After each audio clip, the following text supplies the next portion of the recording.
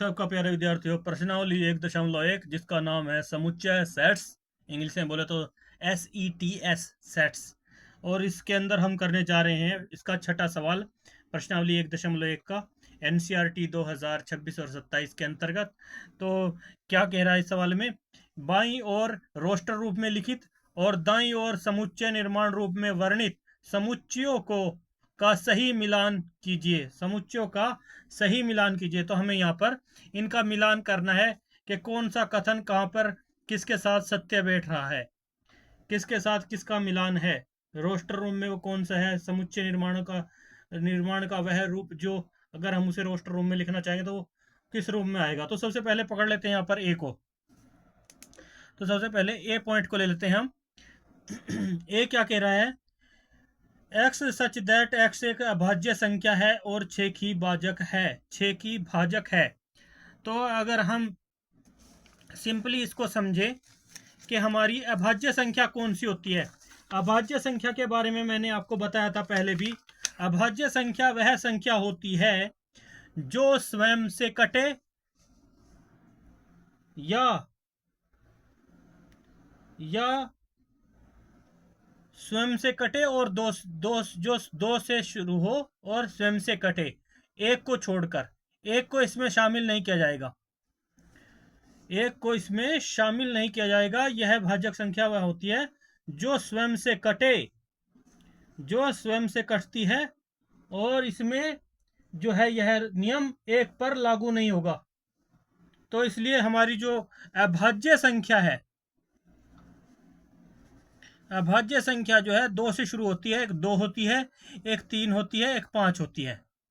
ये सिर्फ एक को इसमें लागू नहीं करते हम। तो ये कौन सी संख्या है, अभाज्य संख्या है, और ये 6 की भाजक है। तो 6 की अगर भाजक की बात करें तो इसमें कह रहा है एक्स सच दैट एक्स एक अभाज्य संख्या है और 6 की भाजक है। तो 6 की अगर भाजक की बात करें, जो जिससे 6 को भाग किया जाए, तो इसमें 2 3 6 पे कट जाता है। अगर 6 को 3 से भाग किया जाए तो इस पे 2 पे कट जाता है। तो इस प्रकार से यहाँ पर 2 ही अभाज्य संख्याएं ऐसी हैं जो 2,3 जो 6 को भाजक, 6 की भाजक है, 5 तो है नहीं। तो इसलिए हमने इसको साइड में सोल्व कर लिया। तो इससे हमारे पास, हमने इसको रफ काम में सोल्व किया, तो हमारे पास अभाज्य संख्याएं जो हैं वो 2,3 आ रही हैं। कौन आ रही है, 2 और 3 हमारी अभाज्य संख्याएं आ रही हैं। तो इसलिए अब आपको इसमें ढूंढने की आवश्यकता है 2 और 3 कहाँ पर है। 2 और 3 आप देख सकते हैं जाके कि आपका जो रोस्टर निर्माण विधि में ये दूसरा बिंदु है। तो आप कह सकते हैं कि जो ये आपका ए पॉइंट है, इसका मिलान जो है किससे हो रहा है, ये 2 से हो रहा है। ए का मिलान 2 बिंदु से हो रहा है। तो इस प्रकार से आप इसका आंसर लिखेंगे यहां पर, आंसर के तौर पर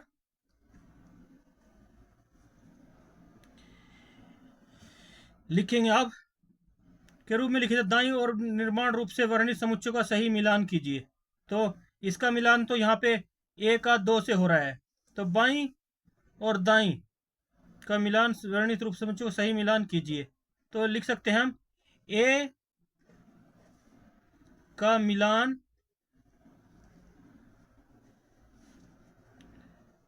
है छठे का दूसरा भाग। ए का मिलान है, यानी ए बिंदु के 6A का, क्वेश्चन 6A का अगर हम कहें तो क्वेश्चन 6A का मिलान है 6 और ये दूसरा नंबर का जो क्वेश्चन है, ये इस प्रकार से ये मिलान है इसका। तो हम कह सकते हैं ए का मिलान 2 बिंदु है, ये आपका आंसर होगा। इसके बाद अगले पॉइंट पकड़ लेते हैं हम। अगला पॉइंट कह रहा है एक्स सच दैट एक्स 10 से कम एक विषम प्राकृतिक संख्या है। तो विषम एक प्राकृतिक संख्या की बात कर रहा है। प्राकृतिक संख्याएं कौन कौन सी होती है हमारी, जो 1 से शुरू होती हैं। तो प्राकृतिक संख्याएं लिख लेते हैं हम यहाँ पर, प्राकृतिक संख्याएं समझने के लिए। प्राकृतिक संख्याएं कौन कौन सी होती है? 1 2 3 4 5 6 7 8 9 और 10 से कम कहा ना इसने, 10 से कम, तो 10 से कम ही हमारे पास प्राकृतिक संख्याएं हैं। तो इसमें किसको कह रहा है? विषम संख्याएं। तो विषम संख्याएं कौन कौन सी होती हैं?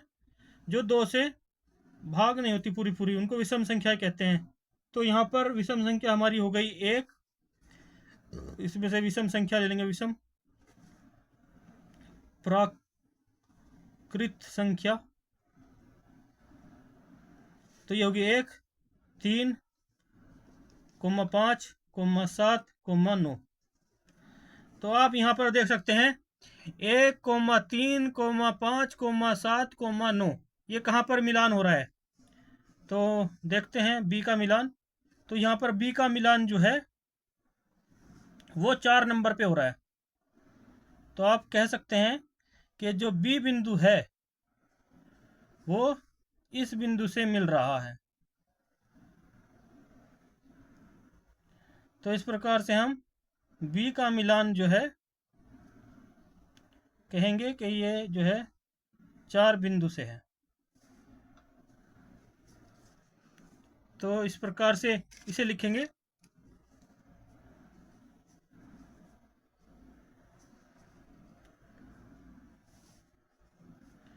इसलिए हम लिखेंगे बी बिंदु जो मिलता है किससे? क्वेश्चन 4 से। बी और 4 का मिलान है, हम कह सकते हैं एक दूसरे के पूरक हैं ये, चौथा और चौथे का बी। तो इस प्रकार से ये भी हमारा एक आंसर होगा। इसके बाद हम नेक्स्ट बढ़ते हैं आगे। अब सी पॉइंट को ले लीजिए। इसमें क्या कह रहा है? इसमें कह रहा है x सच दैट x एक प्राकृतिक संख्या है और 6 की भाजक है। इसमें कह रहा है प्राकृतिक संख्या है और 6 की भाजक है। तो मैं पहले भी ऑलरेडी आपको बता चुका हूं प्राकृतिक संख्याएं कौन सी होती हैं, जो 1 से शुरू होती हैं। प्राकृतिक संख्या बराबर होती है 1 2 3 4 5 और 6, अनगिनत होती हैं। लेकिन ये कह रहा है कि एक प्राकृतिक संख्या है और 6 की भाजक है। तो एक प्राकृतिक संख्या देखने के चले तो हम तो 6 को कौन कौन भाग करते हैं पूरा पूरा? एक तो 2 भाग करता है, एक 3 भाग करता है और 1 भाग करता है। 1 से भाग करेंगे 6 को तो 6 कम 6 आएगा। और एक 5, 4 से तो भाग नहीं होगी, 5 से भाग नहीं होगी, तो 6 से भाग होगी। तो इस प्रकार से हमारे पर जो जो एक प्राकृतिक संख्या जो 6 को भाजक है तो वो होंगी 1 2 3 और 6। तो आप ये देख सकते हो कि ये कहाँ पर है, तो इसका मिलान हो जाएगा। तो हमारे पास सी का मिलान देखें तो ये हमें ऊपर में सबसे ऊपर नजर आ रहा है 1 2 3 और 6। तो इसको कह सकते हैं कि हमारा जो सी का मिलान है वो यहाँ पर पहले बिंदु से है। तो लिख सकते हैं जब इसको तो हमने ए का मिलान लिख दिया था यहाँ पर दूसरे बिंदु से, और इसी प्रकार से पहले का आंसर ये आ गया था। अब इसके बाद हम सी पॉइंट का पकड़ लेते हैं, ए बी सी। सी बिंदु जो हमारा मिलान है वो बिंदु 1 से है, क्वेश्चन 1 से है। तो यहाँ पर हम क्वेश्चन 1 लिख देंगे। सी 1 से मिल रहा है। और बाकी आपका बचा हुआ पार्ट कौन सा बचता है? सिंपली आपको पता है मैथमेटिक्स इस का है, इसका क्वेश्चन का आंसर 3 होगा। और ये किस लिए होगा?